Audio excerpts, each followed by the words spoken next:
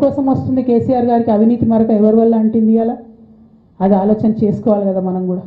కొంతమంది కేసీఆర్ గారి పక్కన ఉన్నటువంటి వాళ్ళు కేసీఆర్ గారి పేరు చెప్పుకొని అనేక రకాలుగా లబ్ధి పొంది వారు చేసినటువంటి అనేక చెత్త పనుల వల్ల ఇవాళ కేసీఆర్ గారి పేరు బద్నామయ్యే పరిస్థితి వచ్చింది.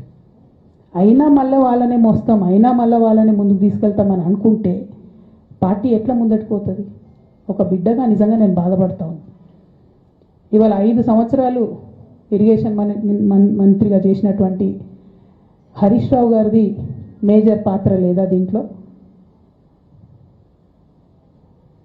అందుకే కదా కేసీఆర్ గారు వారిని సెకండ్ టర్మ్లో తప్పించిండ్రు. ఈ మొత్తం కాళేశ్వరం ఎపిసోడ్లో కేసీఆర్ గారికి మరక అంటిందంటే 2-3 వ్యక్తులు కారణం.